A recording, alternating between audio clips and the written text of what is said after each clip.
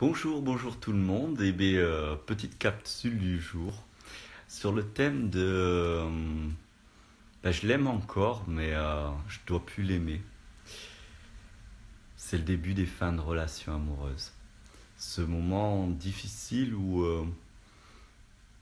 on sent que c'est la fin, on a tout essayé, ça fonctionne plus, et puis on sent qu'on aime encore. Mais ça serait bien qu'on appuie sur un bouton et on n'aime plus. Ben, on le sait tous, ça marche pas comme ça. Alors comment faire? Comment faire quand on aime, mais qu'il faudrait plus qu'on aime? Tout d'abord, ce que j'ai découvert dans mon expérience de vie, c'est que quand on aime, on aime.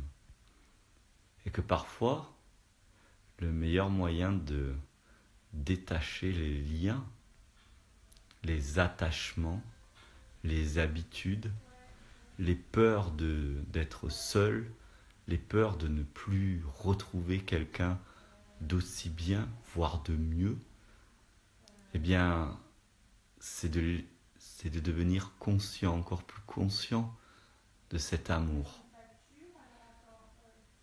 Et laisser cet amour nous habiter. Le laisser nous habiter avec cette conviction que cet amour est né de la rencontre, de la relation de cette telle personne, mais qu'en vérité cet amour est indépendant de cette personne en question.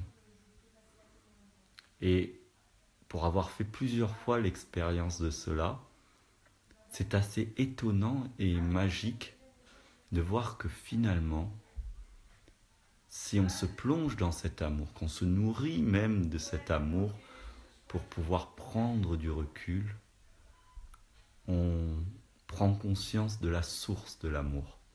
Et cette source de l'amour, eh bien, elle n'est nulle autre personne que nous-mêmes. Et que plus profondément, si on en prend conscience, à travers cette personne que l'on aimait, c'était une invitation à mieux s'aimer. Et donc, ça permet plus facilement de lâcher en fait l'objet de cet amour. L'objet, non pas que l'autre est un objet, mais la relation à l'autre a été prétexte pour éveiller l'amour. Et voilà, sur cette capsule du jour, j'ai vraiment envie de vous dire un conseil. Si vous êtes à cette étape dans une relation conflictuelle où il vous semble que qu'il va falloir se séparer, n'ayez crainte. Si vous devez vous séparer, vous allez vous séparer. Il n'y a pas le choix. Et ce n'est surtout pas en cherchant à nier l'amour que vous avez, en essayant d'être fort et en blindant nos émotions, que vous allez réussir à trouver l'issue la plus juste. Mais c'est justement en vivant pleinement vos émotions, en acceptant l'amour que vous avez, même si cet amour, de par l'objet de l'amour, provoque des conflits et des problèmes. Enfin, toujours lié à cet amour, dans la capsule que je propose, c'est si toutefois vous avez un espoir secret que ça s'arrange, eh bien, par cette même méthode finalement, vous augmentez les opportunités d'un relancement de relation, de réussite de la relation, parce que vous relancez l'amour et le changement de regard. Je dis souvent, je ne crois pas en le prince charmant et en la princesse charmante, mais par contre je crois en l'amour, en la force d'un couple qui choisit de s'aimer. Et quand on choisit de s'aimer, dans les vagues creuses, si chacun fait vraiment un effort Non pas un effort dans le sens pénibilité, mais la tentative de se rencontrer réellement, d'utiliser ce lien entre deux personnes pour se sublimer soi-même et non pas chercher à sublimer l'autre.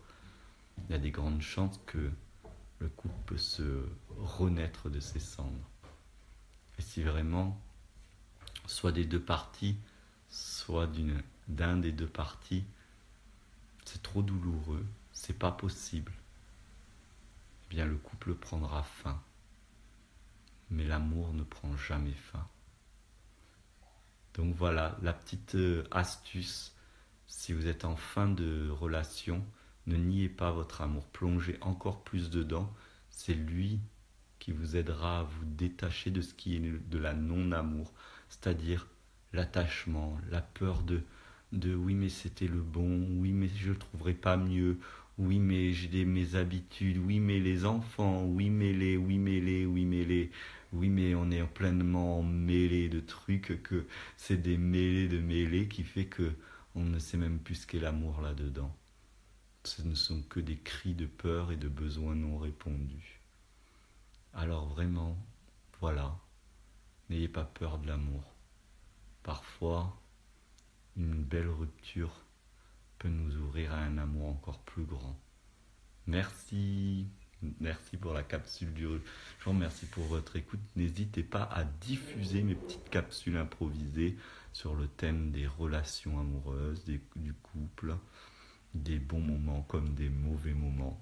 C'est les aléas de la vie. Merci infiniment.